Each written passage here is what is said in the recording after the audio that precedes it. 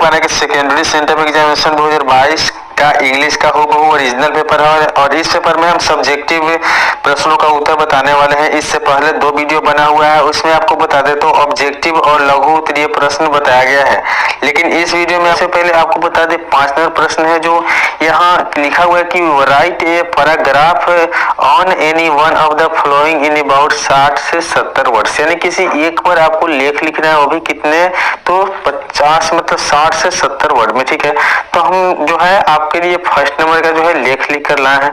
तो बिल्कुल आपको बताते हैं कि देखिए आप लोग देख पा रहे हैं कि दिया हुआ है, आप लोग बिल्कुल देख लीजिए। 1 नंबर में दिया हुआ है a scene at the railway station, तो यहाँ भी देख लीजिए a scene at the railway platform है, बिल्कुल हूबहू वही है।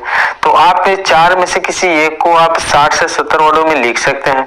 वही आपका छठा नंबर प्रश्न देख लीजिए, तो छठा नंबर प्रश्न दिया हुआ है कि 6 से 11 जो answer any 3 from question number 6 to 11, यानी 6 से 11 में किन्हीं 3 प्रश्नों का उत्तर आपको देना है जो 5 अंक है निर्धारित है। तो चलिए हम छठा नंबर प्रश्न और 7वां नंबर प्रश्न का और आपको बता दे तो एक और प्रश्न 8 नंबर और 10 नंबर का बिल्कुल आपको उत्तर देंगे। ठीक है, और यहाँ से आपका बिल्कुल कंप्लीट हो जाएगा सब्जेक्टिव प्रश्न का दीर्घोत्तरीय प्रश्न। तो चलिए 8 नंबर प्रश्न जो था पत्र लिखने के लिए, तो पत्र अपने प्रिंसिपल के पास लिखा जा रहा है। हाई स्कूल आपका जो है यहाँ दे देना है, जैसे यहाँ सुपौल में है तो सुपौल नहीं, आपका जो भी जिला हो उसका नाम लिख सकते हैं चाहे तो।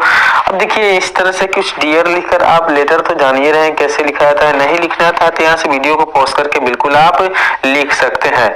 अब नीचे जो दिया है सब्जेक्ट का नाम आप दे दीजिएगा, 4-5 विषय या 1-2 सब्जेक्ट दे सकते हैं।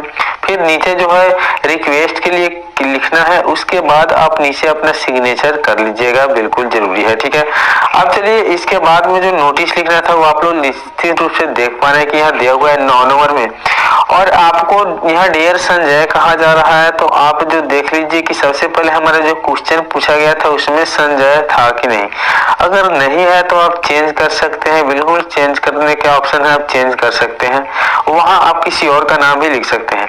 अगर चाहे तो आप 9 नंबर प्रश्न को हूबहू इसी तरह से आप उतार सकते हैं, इसमें भी कोई दिक्कत नहीं है। तो 9 नंबर प्रश्न का बिल्कुल सही उत्तर है, आप हूबहू इसे लिख सकते हैं, बिल्कुल है करेक्ट है। ठीक है, चलिए हम नेक्स्ट प्रश्न देखते हैं। 10 नंबर प्रश्न दिया हुआ है स्पीच ऑन योगा, योगा पर आपको भाषण देना है। ठीक है, तो आप इसी में से चाहे तो जितना लाइन हो 50 से 60 वर्ड आप जितना हो उतना लिख सकते हैं निश्चित रूप से, क्योंकि यह आपका जो है स्पीच ऑन योगा, योगा पर स्पीच है। तो चलिए